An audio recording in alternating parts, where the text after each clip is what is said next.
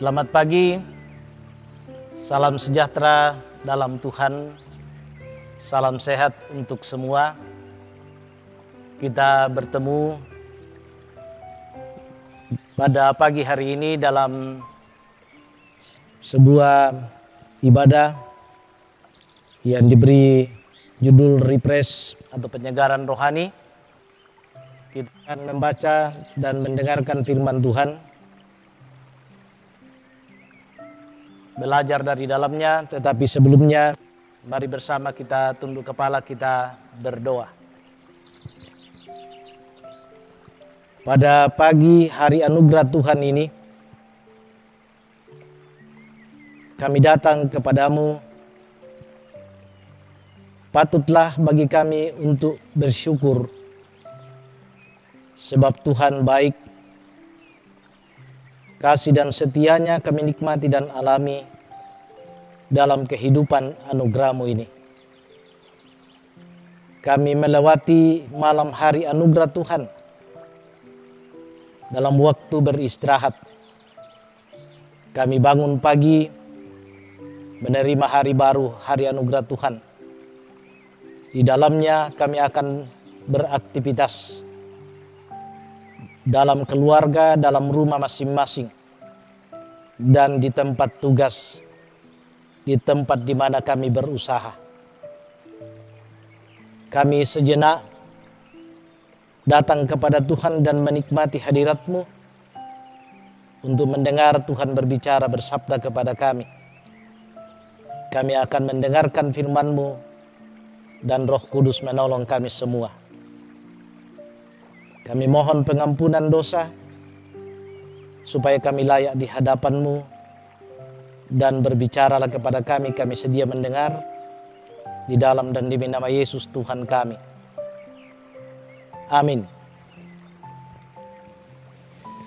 Saudara-saudara yang dikasihi diberkati Tuhan, bagian Alkitab yang kita akan dengar, saya mengambil dari Injil Matius pasal 18 ayat yang ke-15 sampai ayatnya yang ke-20.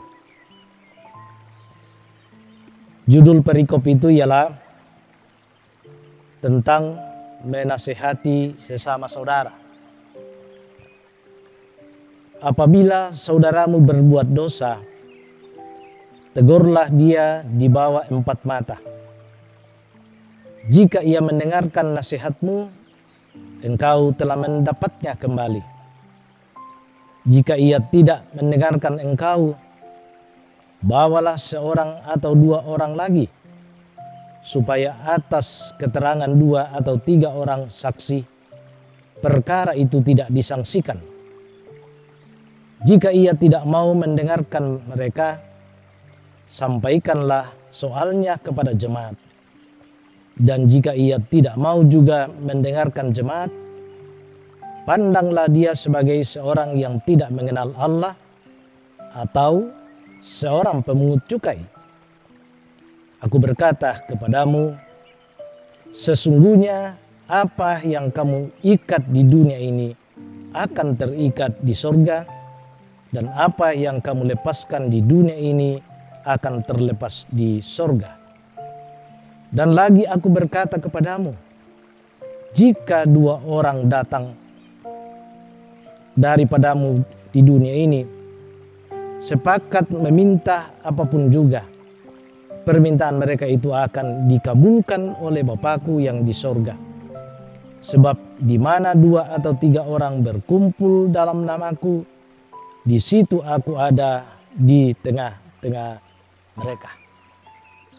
Itu bagian Alkitab yang kita baca dan dengar bersama, dan kita disebut berbahagia ketika mendengarkan firman Tuhan dan memelihara dalam hari hidup anugerah Tuhan ini. Saudara-saudara yang dikasihi Tuhan, dalam minggu ini, dalam pelayanan Gereja Toraja, kita disorot dalam sebuah tema, Allah ada di tengah-tengah kamu.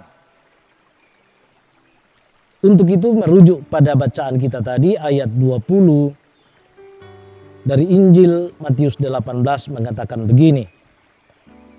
Sebab di mana 2 atau 3 orang berkumpul dalam namaku, di situ aku ada di tengah-tengah mereka. Saudara-saudara, dalam dunia peradilan, suatu perkara baru bisa menjadi perkara apabila sekurang-kurangnya ada 2 orang saksi yang bisa memberi kesaksian bahwa suatu pelanggaran hukum telah terjadi. Sudah tentu kesaksian 1 orang saja tidak cukup untuk membuktikan suatu kebenaran satu perkara. Karena bisa saja 1 orang itu memberi kesaksian yang tidak benar. Biasa kita mendengar istilah aspal, asli tetapi palsu. Kesaksiannya bisa saja dibuat-buat sendiri dan tidak ada orang lain yang bisa mendukung atau membantah. Kebenaran tidak ada dalam kesaksian seperti itu. Saudara-saudara, dalam bacaan kita pagi hari ini, Tuhan Yesus menegaskan bahwa kebenaran hadir ketika 2-3 orang meyakini, mengiyakan, dan mewujudkannya dalam kehidupan mereka. Apalagi kalau dilakukan oleh banyak orang, seluruh jemaat atau masyarakat. Ketika kebenaran sudah menjadi nilai yang diyakini dan diwujudkan dalam kehidupan manusia, maka kebenaran itu sudah menguasai kehidupan manusia itu. Akibatnya, manusia itu hanya bisa hidup dengan tenang ketika ia menjalani hidupnya dengan kebenaran itu. Kebenaran hadir dan menuntun hidup manusia itu. Saudara, apa yang Tuhan Yesus katakan hanya dapat menjadi kenyataan kalau para pengikutnya, para muridnya, saudara dan saya hidup dalam persekutuan dengannya, atau terus menghadirkan Tuhan di tengah-tengah kehidupan kita. Persekutuan 2-3 orang itu secara alami ditemukan dalam kehidupan keluarga, seperti suami dan istri atau orang tua dengan anak-anak. Ketika dalam persekutuan seperti itu, entah melalui persekutuan doa bersama, kebenaran Tuhan hadir sesuai janjinya. Ketika Tuhan hadir dalam kehidupan keluarga, kebenaran Tuhan terpancar dalam keluarga itu. Ketika Tuhan hadir dalam kehidupan persekutuan jemaat, kebenaran Tuhan terpancar dalam persekutuan itu. Dan seluruh keluarga, seluruh jemaat diberkati dalam kebenaran Tuhan. Karena itu saudara-saudara yang dikasihi dan diberkati oleh Tuhan, marilah hadirkanlah Tuhan dalam kehidupan keluarga. Hadirkan Tuhan dalam persekutuan kita. Ia Tuhan yang setia, maha hadir dalam kehidupan kita. Kita menikmati persekutuan dengannya, menikmati berkat-Nya. Roh Kudus menolong dan memampukan kita tetap di dalam Dia, Yesus Sang Juru Selamat. Hadirkan Tuhan di tengah-tengah keluarga kita dalam persekutuan kita. Saya mengajak kita menyanyikan satu nyanyian bila Yesus berada di tengah keluarga. Bila Yesus berada di tengah keluarga, bahagialah kita, bahagialah kita. Bila Yesus berkuasa di tengah keluarga, pasti kita bahagia, pasti kita bahagia. Berbahagialah karena Kristus yang hidup hadir dan ada di tengah-tengahmu. Amin. Saudara-saudara, mari kita tunduk kepala dan kita mengucap syukur atas firman-Nya dan berdoa mohon pertolongan Tuhan dalam kehidupan kita. Mari berdoa. Terpujilah Tuhan. Terima kasih bahwa dalam waktu sejenak kami menikmati hadirat-Mu. Kami mendengarkan Tuhan berbicara dan bersabda, mengajar kami untuk menghadirkan Engkau dalam kehidupan kami, secara pribadi, dalam keluarga, dalam persekutuan. Sebab ketika kami menikmati hadirat Tuhan, bahwa Tuhan hadir dalam cinta dan kasih-Nya, dalam berkat-Nya. Terima kasih kalau hari ini Engkau sudah anugerahkan kami akan menjalaninya dengan sejumlah kegiatan yang kami telah rencanakan. Dalam perkenan Tuhan, kami boleh mengangkat tugas tanggung jawab pekerjaan-pekerjaan dalam kehidupan keluarga, dalam rumah tangga, pekerjaan-pekerjaan di tengah-tengah persekutuan jemaat dalam kaitan tanggung jawab pelayanan, dan pekerjaan-pekerjaan pelayanan di tempat tugas masing-masing. Kami percaya Tuhan tahu dan mengenal kami.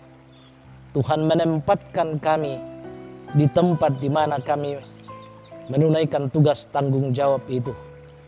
Kiranya dalam perkenan-Mu kami menjadi berkat dan dimuliakanlah Engkau di dalamnya.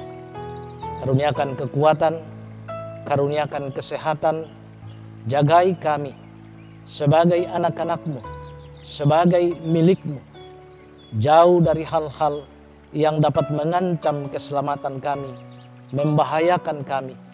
Kami hidup menikmati kehidupan anugerah-Mu dalam kegembiraan, dalam kesukacitaan.